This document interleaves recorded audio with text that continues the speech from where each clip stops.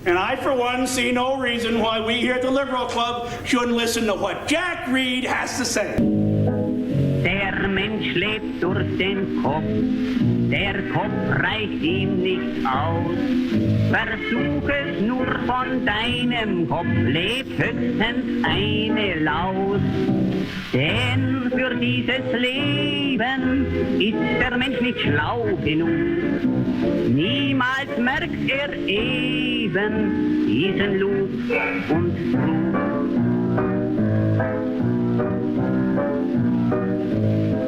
Ja, mach nur einen Plan, sei nur ein großes Licht und mach dann noch einen zweiten Plan, gehen tun sie beide nicht.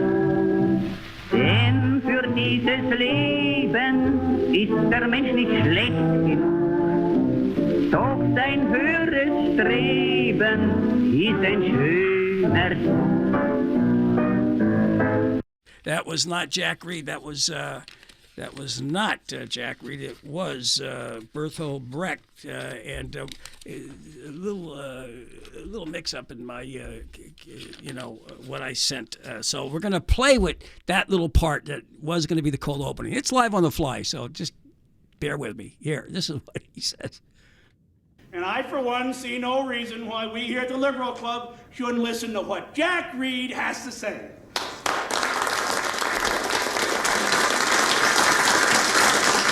What would you say this war is about, Jack Reed?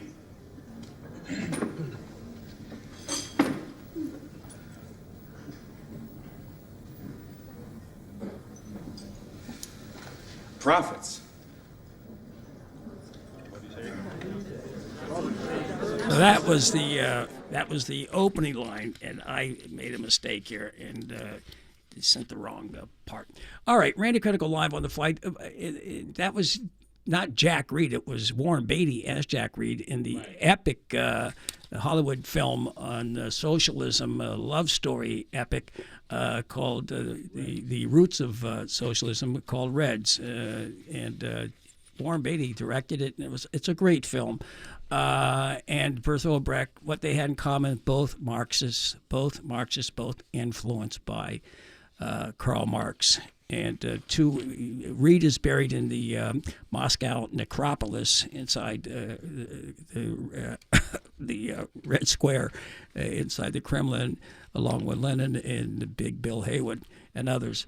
And Brecht, we've talked about Brecht with our special guest today as we continue our discussion with Richard Wolff, Dr. Richard Wolff, on Marx, Karl Marx. Now, people are going to say, hey, he must be a Marxist. I heard somebody say that today. We're talking about one of the great philosophers, one of the great historians, maybe not without equal. It's really interesting. But folks, I got into it a couple of weeks ago, and I can't stop reading Marx and people that influenced him and people that he influenced. It's really a great experience, rather than watching talking heads saying the same thing about the war in Ukraine. All right, but here now, last week we did the start of our 3 or 4 part series on Karl Marx's life, legacy, and works.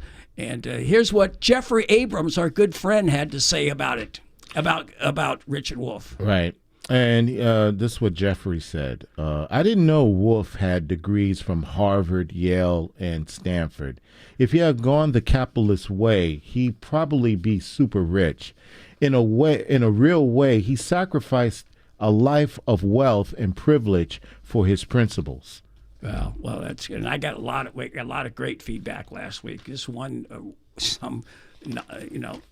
nozzlehead red beating me. All right, so we're going to play this. We play 2 great artists, greatest playwright in the 20th century, and Jack Reed being quoted by Warren Beatty, one of the greatest journalists ever. And this is one of the greatest singers ever, and from one of the greatest musicians, the greatest composers ever, from a libretto by Friedrich Schiller. This is Ode to Joy, Paul Robeson.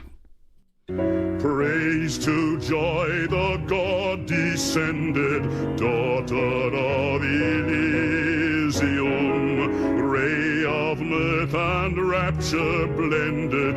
Goddess, to thy shrine we come. By thy magic is united what stern custom parted white. All mankind are brothers plighted where thy gentle wings abide. Go ahead and red bait that, Marxist Paul Robeson. 3 Marxists. Go ahead, red bait him. He went before the HUAC. He was. Before, definitely. He was in the HUAC meeting. Yeah, we played that before by But John. he wasn't scared? No, he was not scared at all. He told him like it is. All right, we are joined now by Dr. Richard Wolff. Thank you so much. You can hear him every Thursday night at 7 o'clock. With Economic Update and his book, Understanding Capitalism, big hit, and his other book, we're going to talk about that, Understanding Marxism. And you've made it so much easier, Dr. Wolff, to understand Marxism, and I thank you for that. That's very kind of you, Randy. It's a pleasure for me. I feel as though I'm repaying a debt. Reading Marx's work, and luckily he lived long enough to produce quite a bit of it. I've learned so much. He's among those people whose work has shaped my thinking and whatever abilities I bring to being a teacher. So writing a book about him, as often happens, I think, for authors, is a chance in a little indirect way to say thank you. I appreciate all that you've done, all that you've taught me, and this is my way of saying so. Well, you've done it. You've said it well for a long time. I guess it would be kind of like Jeffrey Abrams said in so many words. A third rail of capitalism is a talk, to expose the writing and be a teacher that's called a Marxist philosopher, Marxist teacher, a Marxist economist. But that's never bothered you, am I right? No, that's never bothered me. I'll admit to it, I even take a little bit of pleasure in the fact that, the kind of pleasure you get when you do something that's a little naughty and you feel as though you're breaking a taboo that shouldn't have been there. It shouldn't have been naughty in the first place. But if it is, well, I'm gonna kind of confront you with it. If I could add something to what you said, yes, it's true. Here in the United States, an awful lot of people don't know much about Marx. That's not the fault of anybody, certainly not of Marx. It is a peculiarity about the United States, and Americans, that's who's listening to this program, one way or the other, in most cases, should be aware that they are unusual. It isn't Marx that is the odd thing to learn about. It's odd not to. Let me tell you what I mean. Marx died in 1883. That's about 150 years ago. That's not very long in historical time. And in that 150 years since he died, his work has spread to every single country on the face of this earth. In every country, there are Marxist discussion groups, Marxist trade unions, Marxist universities, Marxist political parties, Marxist newspapers. I could go on. Right. They are common. They are everywhere. And that was accomplished in 150 years. Let me, by comparison, tell you that Christianity and Islam took many, many centuries and are still not as universal in the awareness people have of them as Marxism accomplished in 150 years. We in America, over the last 75 years, have been locked in a Cold War, most of that time with the Soviet Union. And then even though the Soviet Union disappeared in 1990, 1991, we are still stuck for many of the American people in a taboo cave. I liken our moment now to bears coming out of hibernation. We have been away from socialism and communism and Marxism that have evolved and developed and spread even further all around the world. We're going to have to catch up now, but we shouldn't make the mistake of thinking that the cloud under which Marxism has they tried to bury Marx in this country, which didn't even work here, but it is not what happened elsewhere in the world, not at all. Well, there were a lot of Marxist writers. Jack London, I think, was a Marxist, and you got John Reed, Max Eastman, and maybe John Dos Passos. A whole bunch during the turn of the century, the 20th century into the 20th century. You had a lot of Marxist. Well, we went over that. A lot of Marxist socialists that became mayors, and a couple that became Congress people and members. But I want to go back to Marx, who was a great historian. What people don't realize is that not only is he's a philosopher, he's a historian. He did his doctorate paper on Epicurus. You know what I mean? And that philosophy. And I know you have something to say about that, but I don't want to spend too much time with that. But go ahead. Why did Epicurus? Why was that the study or the subject of his doctorate thesis? Well, to go back and appreciate it, when Marx was born, the vast majority of people in every country of Europe and here in the United States did not go to college. That was an experience reserved to a tiny, let me give you an idea how tiny, 3, 4, 5% of the people were rich enough, had a background of the sort that would give them the opportunity to go to college. Right. Which means it is also the case that it isn't a very large part of the population, a bit larger than that, but not much, and not a majority, a minority of the people in Europe at the time Marx writes are literate, can read anything written down. So keep that in mind. Marx is the child of people who can and are determined to give him a college education, which he gets. Right. Not only does he get it, but he stays with it and all the way through to graduate education and gets the German equivalent of that at that time of what would be a PhD nowadays, and understood to be that.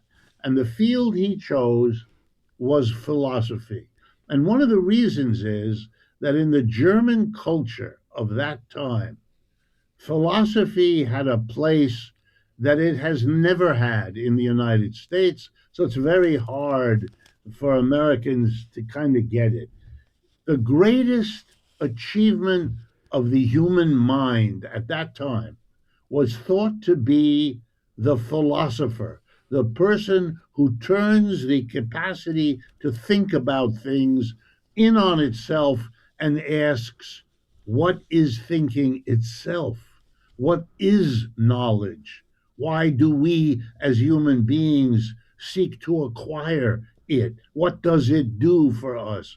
Questions sometimes called epistemology, sort of the philosophy of philosophy. And what's oncology? Stop, because I keep coming to oncology and epistemology. Right, which are the two basic ways of posing these questions. Anyway, the great scholar, the person who in Europe at the time of Marx is considered the greatest achievement of philosophy, period, and of German philosophy in particular, was a man named Hegel, Hegel. And Marx was one of the students of Hegel.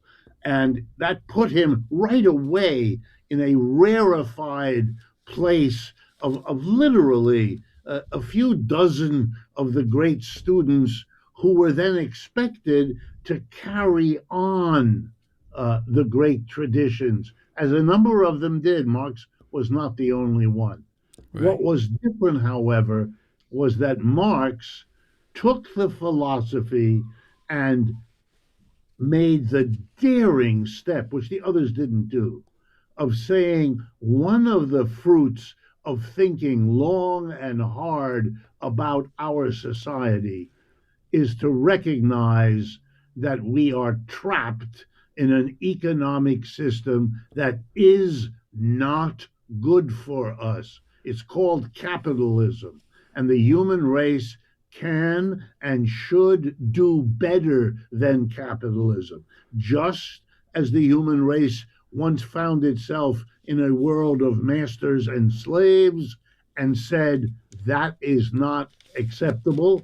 We can do better, and got rid of it. And once upon a time, lords and serfs in that European system called feudalism reached the same conclusion.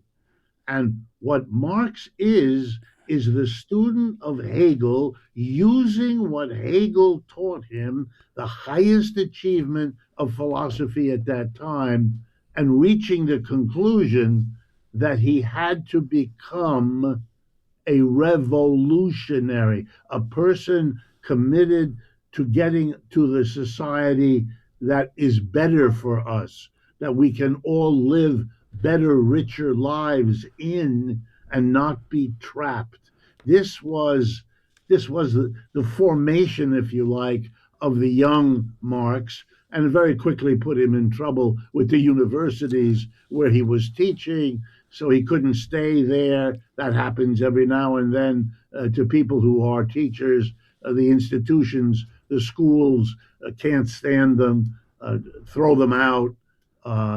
Marx got thrown out, and in a way, we're all very lucky he did, Right. because he stopped teaching to a handful of people in a little building somewhere and began his travels. He ended up living in London, England, most of his life. We're going to get writing that. We're going to get. Yes, I'm sorry. Yeah. I'm sorry. I just yes. I want to. I know he ends up in London. Can we just go before you say Hegel? And we talked about this the other day. We talked about a little bit. Adam Smith's Wealth of Nations was a big influence as well. Can you just tell us the difference? What Smith presented in his 2 volumes, Wealth of Nations, which is like, it took him 20 years to write, what his philosophy was, I guess it's empiricism. It's that English empiricism, and not the idealism that's connected to Smith as well to Marx. Am I correct? Yeah, and Smith is a good other to think about. First of all, like Marx, he is a student of, and basically a philosopher. He is a professor, Smith was, in a school of religious studies. So nowadays, you might say he was a professor of theology, a professor of religion. But religion and philosophy have always had a complex relationship and lots of parallel interests anyway. So it is interesting that something we nowadays give a different name to, economics, is actually born and first developed in its modern formal sense by 2 professors who were not trained as economists and who never became economists. Adam Smith wrote about the time of the American Revolution. That's when the Wealth of Nations was written. Right. And Marx and Smith, just to show you how different he was, Adam Smith, coming roughly half a century before Marx in time in Europe, writes a book in which he asks himself the question, why are some nations rich and why are some of them poor? That's what the title, Wealth of Nations, that's the question that it asks. And he was saying that as a citizen of Great Britain, which was at that time the richest country in the world. And so he's basically saying, what is it that we have done here in England that helps explain why we are rich, whereas, across the English Channel in France or anywhere else in continental Europe, they aren't, or at least they're much less well off. And the answer, long story short, The answer he gets is capitalism. He said, we in England were the first to get rid of feudalism, to basically end something we had had for centuries, lords and serfs, nobody buying and selling labor, no such thing as a wage. All of those things that we take for granted in capitalism had not developed yet. Feudalism was a completely different system. Lords and serfs were the two people there. There were no employers and there were no employees. And what Adam Smith does, and that's one of the reasons he was so brilliant, was to figure out how and why getting rid of lord and serf on the one hand, replacing them with employer and employee, the transition from feudalism to capitalism, gave England the leg up that enabled them to accumulate incredible wealth. Adam Smith did that, and that's why he's considered the founder, if you like, of modern economics. He's a person who loved and celebrated capitalism. Right. Marx, who comes 50 years later, looks around, first Germany, where he was born on the border between France and Germany, Marx was. And then as he grows up in Germany, and then when he moves to London, he always is asking the question, Adam Smith told us that capitalism would not only explain why England is rich, but it would also be a great blessing for the entire human race. It would bring liberty, equality, brotherhood, and democracy. He didn't say each of those words in those words, but that was his argument, that capitalism was to be celebrated not only as the route to wealth, but also as the foundation for a good society characterized by what the French revolutionaries, a very few years later, influenced by Adam Smith, what they had on their banners, the French words liberté, you know what that means? Yes. Égalité, that's equality, fraternité, brotherhood, and then the American Revolution, which had added democracy. So Marx looks around, and this is the most important thing to understand about him. He loves all of that. He loves democracy, equality, fraternity, liberty. He's excited about those French revolutionary slogans, the way the vast majority of young people, and especially revolutionary young people, were in those days. The French and American revolutions were the breakthrough to a modern society that they were entranced by. But here's the problem. Marx is the contemporary of Charles Dickens.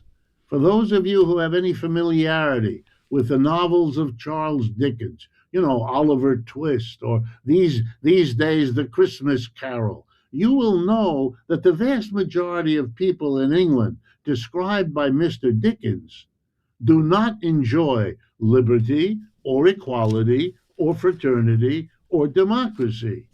And so Marx asks himself the question, Adam Smith told us that we would get liberty, equality, fraternity, and democracy with our capitalism.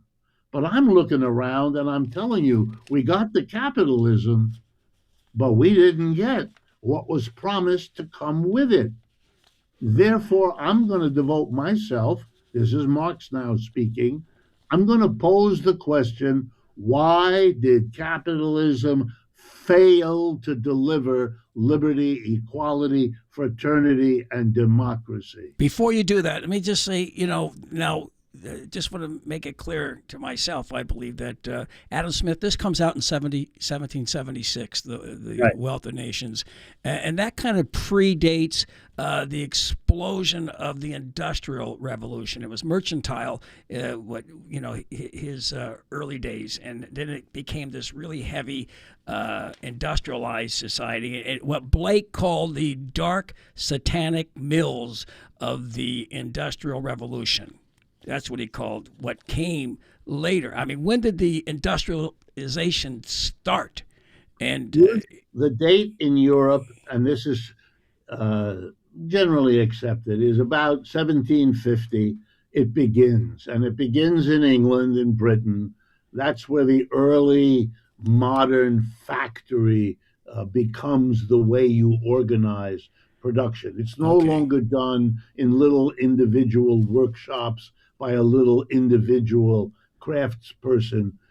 You assemble these workers in a building, you have supervisors who drive them, et cetera, et cetera. 1750 to 1850 is considered the explosion of industrialization. Okay. Starting in England and spreading into the rest of Europe. All right. So continue where you were. I just wanted to make that clear. All right. So Marx's conclusion, what his findings were, can be summarized this way.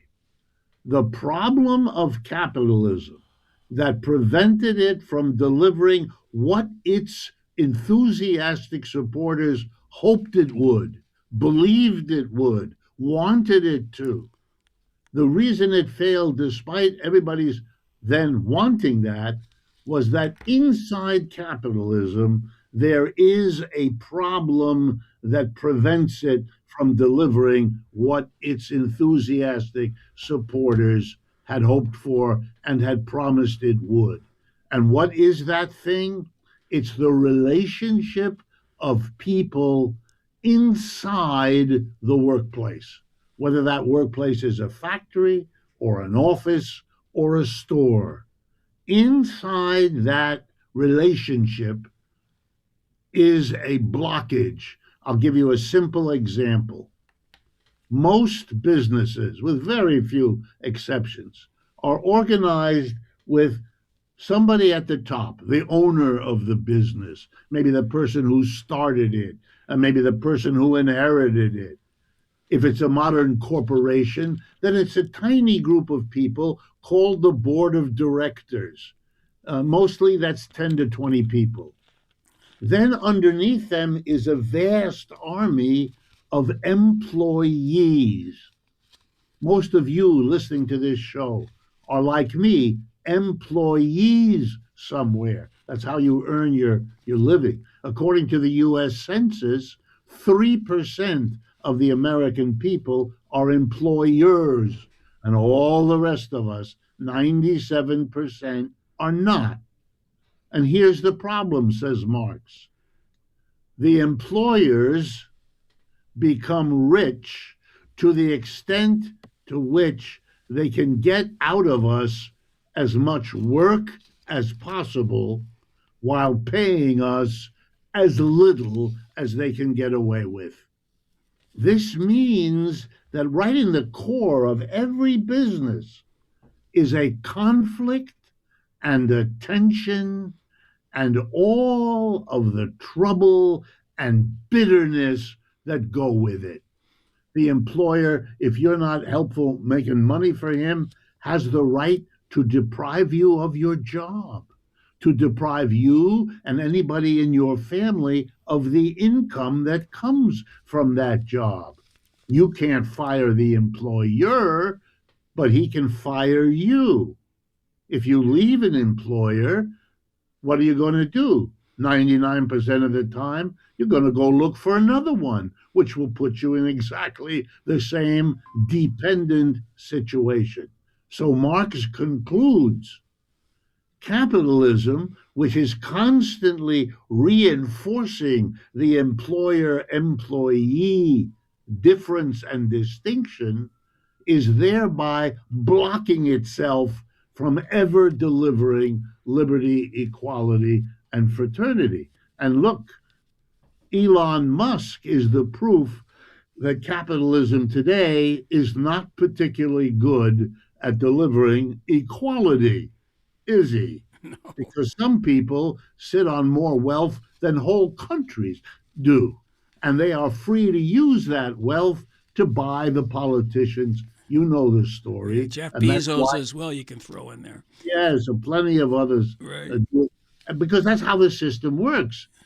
You know, Elon Musk and Bezos and Bill Gates and those people now, and Rockefeller and Carnegie and Henry Ford in the past.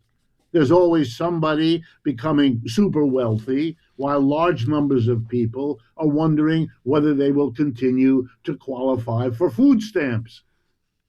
That's not a system that brings equality. It's a system that has failed to do that. Every 20 years in America, we go on a binge where we're going to commit ourselves to fight poverty. How come in the fight with poverty, it's always poverty that wins? And we have to go do it again 10 or 20 years later. Right. It's because the system reproduces not equality and fraternity, but tension, conflict, inequality, and all the problems that come from that. All right. So I want to go back to his early work. So he wants to do this. He begins with, I mean, he's like 26 years old when he writes the economic and philosophic manuscripts, which I guess are significant. Talk about that first. And then he, and along with Hegel, the broadside, as you call it, publish the Communist Manifesto. So can you go from the first one, the manuscripts, into the Communist Manifesto and what basically that was, and then when it was printed and the effects it had. That's where I want to go next. After Except one thing, Randy, you misspoke. The Communist Manifesto was not Marx and Hegel. No, I said Engels, didn't I? No, Oh, well, it was no. I know heard that. Hegel. No, I'm sorry. They did a critique of that. Was a total Another student Did of I say Hegel. Hegel? Jesus. Another student of Hegel, a man named Friedrich Engels. Right. He and Marx became very good friends as students of Hegel, found themselves in agreement with a particular interpretation of Hegel that was not shared by a whole bunch of others. And early in his writing, Marx is in many ways trying to work out in his own head and with his buddy Engels what exactly was their difference with their teacher, Hegel, and with other students of Hegel. And one of the first things he did, his early writings are all about that. He's sorting out how he himself thinks differently from his teacher without ever disrespecting Hegel, without ever disrespecting all he had learned from Hegel. But like good students always do, the student is different from the teacher. Well, wait, can you say something about Hegel? Hegel thought that he had the answer, that human history, they were at the point where he had figured it out, right? That he had figured out going through the history of philosophy and economics and all of that, that was the sum total was Hegel. I mean, in a nutshell. Am I correct in saying that? Yes. Hegel was the highest expression of human thought at that time. And Hegel had the idea that, when the Bible opens and says, in the beginning there was the Word, well, the way Hegel understood it was, in the beginning there is an idea, and the idea creates the world we live in. It animates it. It gives it its life.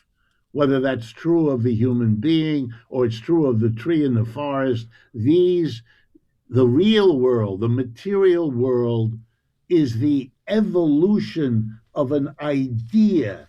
That's why you start with the idea, then you have the real world, and then the real world dies, leaving only the newly and further developed idea that was the beginning. And there's a constant dialectic of transformation of idea to material back. it's a little bit like trying to understand life and death, which human beings have tried to do from the beginning when they noticed that they died. When people noticed that their people around them had stopped functioning, they had to make sense of what is it that happened to this young lady over here for a long time and then she died, or that young man, or that not so young person. Hegel made all of this into a philosophical problem where he worked out how the material and ideal aspects of life interplay with one another. No one had ever taken such a task, thought about it in such a way to come up with a comprehensive explanation virtually of everything. And so it was daunting what he had tried to do and daunting what he had accomplished. It was a more comprehensive way of understanding life, death, and every other element of our existence than anyone had produced. And people since ancient Greece, if not before, had been trying. Hegel felt himself to be the ultimate of Christian thought, the ultimate of human thought, not just Christian, and so on. And that's why he had the position he did. And the early writings of Marx, the economic and philosophic manuscripts of 1844, and then a book called The Holy Family, which was a humorous title. He meant the family of students of Hegel and why some of them were fighting with others, like as if they were part of a holy family with its differences. And then the most important of the early books, it's called The German Ideology. And there again, Marx is separating himself. He's working out what is different in the way I make sense of the world from the way they do. And he defended why he felt he was on the right track and they were not. And then he was overtaken by events. In other words, he stopped being a philosopher. He had already been involved with workers that were striking, with social movements in the university towns where he was first a professor. He then did, like professors sometimes do, got involved in struggles of working people. And then Europe was suddenly shaken by a revolutionary upsurge. Not the early one of the French Revolution, that was 1789. But the next great revolutionary wave that swept across Europe was in 1848. Now, by that time, right, Marx is a young man in his late 20s, and he gets caught up in the excitement that there's going to be a revolution. And he wanted that revolution to take a certain direction. And that direction, as you might understand, given what I just said, was to question capitalism, to go beyond asking for this better thing or that. He made the comparison once that I've always liked. If you're horrified by slavery, do you really want to make a revolution so that the slave gets a better diet, or the slave gets better clothing, or the slave gets better housing? However much you're in favor of that, which is fine, the problem with slavery is not the diet and the clothing and the problem is it's a slave. And that has to be what stops. And Marx does the same thing. He says the problem with capitalism is not simply the wages aren't high enough or there aren't enough breaks to go to the bathroom during the day. Of course, those are appropriate things to fight for, and they're valuable. But the fundamental problem in capitalism is that some people are employees and have to do what they're told, and others are employers who sit at the top, become rich by exercising the power of excluding the workers, even from the fruits of the workers' own labor. This led him to write a pamphlet that could be distributed in the streets of Europe, which it was, making an argument why the current period of turmoil, usually associated with the year 1848, although it started before that. But it came to a peak in 1848, and they wrote this pamphlet, Engels and Marx together, trying to teach people that the revolution they were making had to include going beyond capitalism. So they wrote something called the Communist Manifesto. But if you want to understand what Marx understood, then you have to read the mature works of this man, which are multiple volumes, brilliantly done, well worth it, where he lays out everything he learned. The economic manuscript, the Holy Family, the German ideology, and the Communist Manifesto are preliminaries to what he finally figured out. We're going to do that the next time. So let's stick here with 1848, and there was an uprising in Paris and everywhere, and he has to bail out. I think he was charged and was acquitted in Germany, but a lot of people were jailed in Germany during that conflict. He was treated the way in those days in Europe. If you were involved in these kinds of activities, in many countries, you were not punished by, they didn't execute you, and they didn't imprison you either, and they didn't fine you. The preferred thing in those years for many of them was exile. That was the punishment. You would be required to leave the country. So Marx, even though he was born and raised in Germany, was exiled. He was literally taken to the train station and put on a train that went from Germany to next door France. It's not a long ride. Excuse me, it's about an hour or two, and then he was in Paris. But the German police had informed the French police that they were delivering this character being exiled. So the French police greeted him at the train station, and immediately put him on another train that went to Brussels in Belgium. Oh, my God. That's a bit longer ride, maybe 4 hours or so by train. And the same thing happened when he arrived in Brussels. The Belgian police put him on a train that went to the English Channel. He changed, got on a boat, and went to London. And in those years, London was a place that welcomed political refugees from other parts of the world. The British at that time prided themselves on having freedom of speech, freedom of writing. They allowed people to come who were not allowed to do those things on the continent of Europe. It's a little bit like today, most of the European countries do not allow immigrants anymore. Have no longer accepted. Or radicals. Well, but yeah, there's one exception, and that exception today is Spain. Spain welcomes immigrants. By the way, Spain's leader, Mr. Sanchez, is a socialist. Right. But the rest of those countries have become like they were in 48 and don't tolerate London, of all places. I would never go there. I've had 6 friends of mine, including George Galloway. You've been on Galloway's show many times.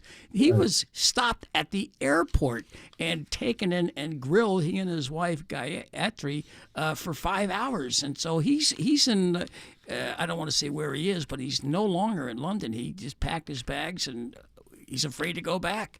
But that's another story.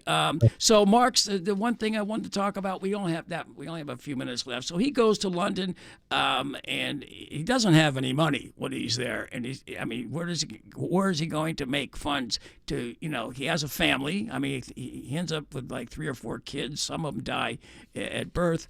But he's got his wife there. So I understand Engels, not Hegel, of course, helped support him through those lean years, and they continued to stay friendly and work together. Am I correct in saying that? Yes, Engels' family were industrialists in England. I believe textile manufacturers, if I remember. So he inherited money. They wanted Engels to run their business. He tried to do that, but he really preferred working with Marx. But yes, he did support Marx by giving him money when things were tough in the Marx family, which they were for most of his adult life. Marx, however, did have jobs and make money. He just didn't make enough for a wife and children and all the rest. One of the jobs you might be interested to know is he became the European correspondent for a New York newspaper, the New York World. No And kidding. during the time of the American Civil War, 1865, around then, Marx from London wrote some of the greatest analysis of slavery and why capitalism and slavery are on a collision course, what slavery means, how to understand the North versus the South in the American Civil War. There are whole volumes of the collected writings of Karl Marx on American slavery and the Civil War, and they give you a whole new way of thinking about it. So he got paid as a reporter for that newspaper, writing these regular analytical comments, and he wrote for other papers in Right. other parts. Right. Remember, he was fluent in French, German, English, Italian, and probably other languages that I'm not aware of. I don't remember the details. But he was a highly educated person. read and everything. people like that found work. He read everything. I mean, you realize he read everything, absorbed everything. Only thing he probably didn't learn Latin and in Greek like Thomas Well, no. Aquinas. Thomas Aquinas. Well, no, like, he did. He United. did because European education at that time, if you went to a school, not even before you got to college, if you went to a proper, in Germany, it's called a gymnasium. Right. It's like our English word gymnasium, but it's not about physical Right, activity. right. If I've you're a seen that word a graduate- lot, gymnasium. I'm saying, wait a second, what are they doing? Running the obstacle course? Right. But young people were required to learn Latin and Greek.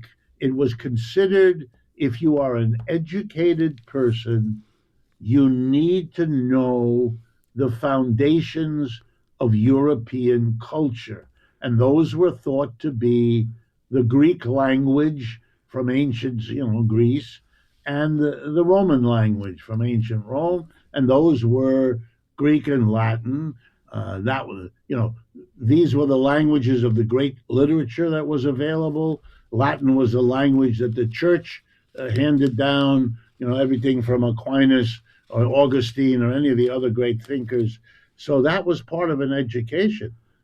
For example, my father, who grew up in the same Germany, I mean, later, obviously, but my father had Latin and Greek. And when I went to high school in New Rochelle, New York, about a half hour out of New York City, where I went to school, in the public school, the first day I came home from high school, my father asked me about Greek and Latin. And I had to explain to my father that there was no Greek taught at the high school, and there was no Latin taught either. And my father, who normally believed what I had to say, thought I was pulling his leg. And the next day went into the school with me, demanded to see the principal who received him. And he said, is it true that you don't teach Latin and Greek? And yes, the principal said, we have not taught that for many, many, many years. Oh, yeah. My Wow. father, you should have seen his face. Wow, I can see it right now. They was probably just- had like the You know, gymnasiums. for him, as a refugee who had come to the United States, this was a very serious disappointment about where he now found himself. That was a sign that you did not take education very seriously. And I was a child at that time who already spoke French and German because my parents had taught it to me.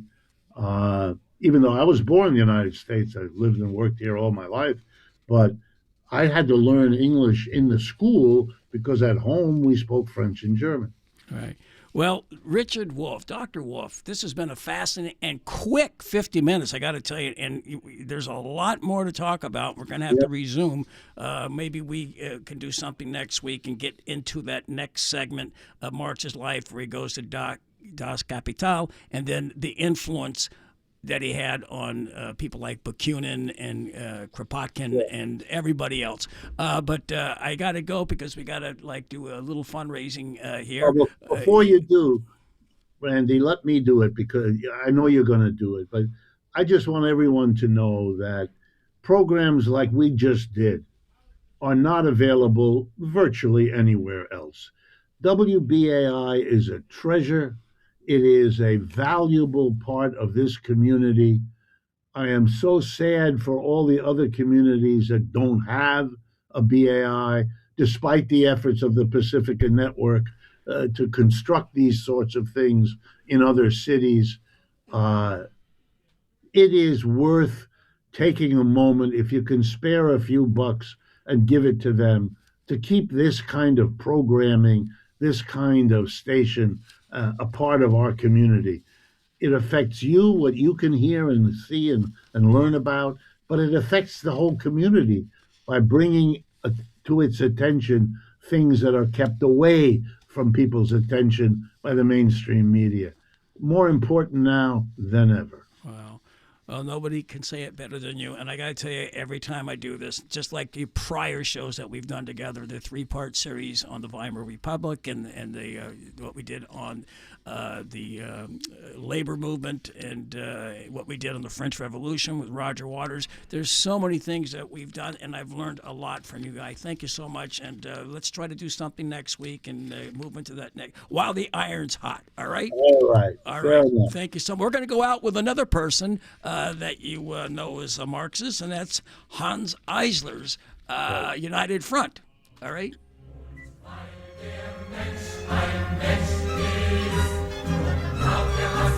All right, we'll be right back soon.